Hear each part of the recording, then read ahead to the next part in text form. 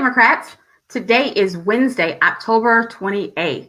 We are down to 6 days, until we have 6 more days left to vote. And so I hope that you are doing everything you can so that you won't look up on November 4th and wish that you could have done something else for a local candidate. And yeah, I'm going to talk about the local candidates.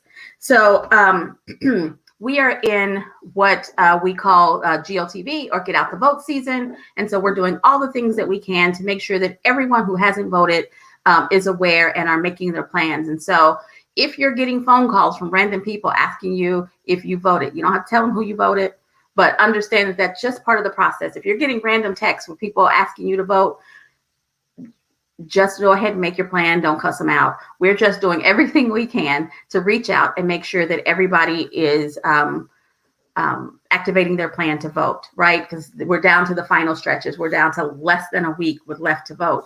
And so now my options of how to vote have narrowed, right? I was talking about the 4 ways to vote, and now we're down to 3 ways to vote. If you have your absentee ballot, because it is too late, you cannot request an absentee ballot after this point. You cannot go over to the election board and pick up a ballot. I got a couple of calls about that this week. You had to have requested your ballot online by yesterday at 5 o'clock. So if you have your ballot, or you're going to get your ballot in the next day or so, do not put it in the mail. We're not sure that it's going to make it in time, and it has to be there. We're one of the states where it has to be there, not postmarked, but it has to be there by the time the polls close on Tuesday. So make your plan to hand deliver your ballot. Don't put it in the mail. Please don't put it in the mail. Hand deliver your ballot to your county election board. And that's in all 77 counties. Hand deliver it to your county election board. The deadline to hand deliver a ballot, and you can only hand deliver your ballot. You can't take your neighbors. You can't take your coworkers. You can only take yours, because they're going to check your ID and verify that it's you.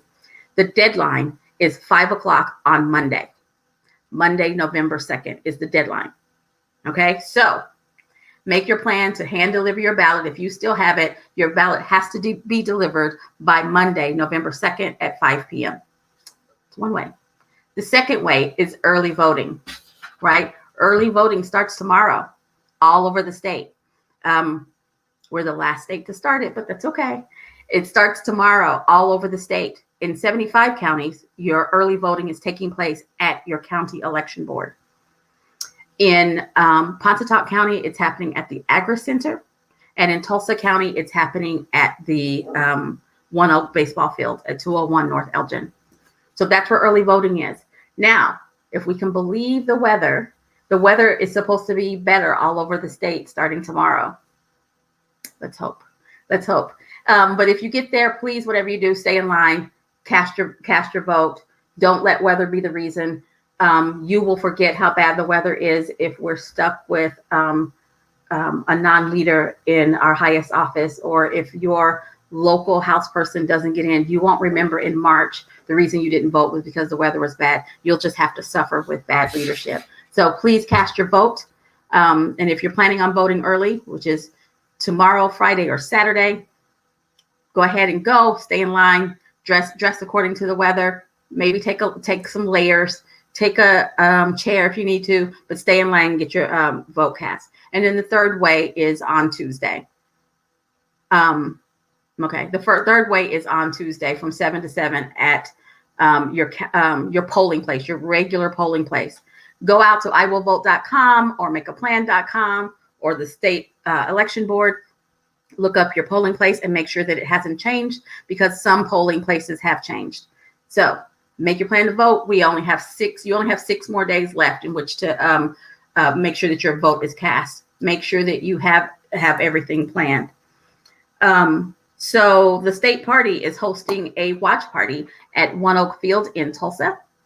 That's downtown at the baseball field, 201 North Elgin. It's $5 to get in. We already have a bunch of candidates who will be there, and they'll be making their acceptance speeches, and we'll have concessions and a cash bar. It should be fun. We're going to be outside because we are COVID aware. We're going to be spread out. I'd love to see you. Come on out and join us. let's see.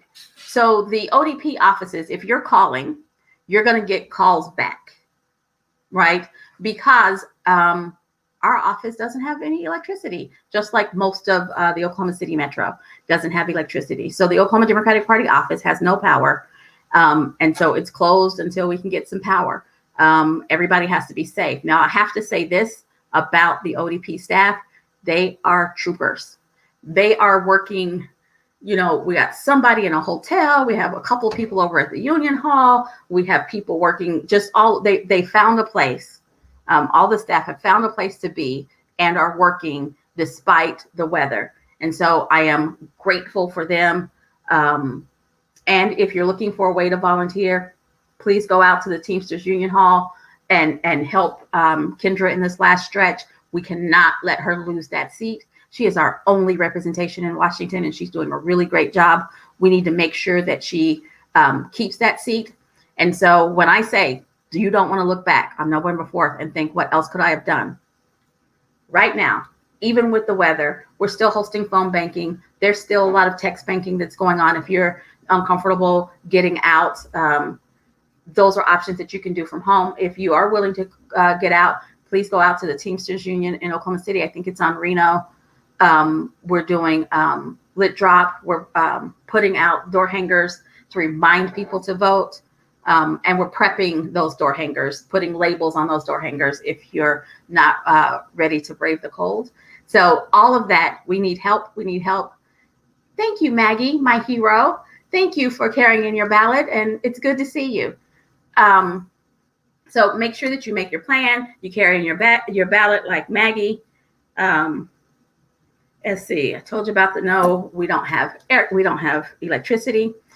Okay, so today I get a call about the misinformation that's going on around social media. And since I'm coming to you right now on social media, I think it's important that I mention this. Before you hit share, before you create a meme, before you yell somebody out about something that you heard, that somebody said, that somebody knew, please go out and fact check it. It's super easy. Fact check whatever you put out. When you have right on your side, you don't need to exaggerate. You don't need to make up stuff. You don't need to put out inflammatory things. There are enough things. Our candidate is solid enough that you can just tell the truth about our candidate. The other candidate, and I'm not even talking about the independents and whatnot, who shouldn't even be on our ballot, but the other candidate has a record that is bad enough that if we just tell the truth about his record, that's enough. We don't have to exaggerate. So I'm going to encourage everyone, as you're out on social media, because I've been begging people to share stuff on social media for local candidates and for the party to make sure that we get our word out. But before you share stuff, now we vet everything on our page, right? We vet it and we fact check it. But before you share stuff from your friend that you used to work with 25 years ago, go ahead and run it through some fact check before you share it. The research that was done by an independent source shows that Democrats are less likely to share bogus information, but less likely means that we're still sharing bogus information.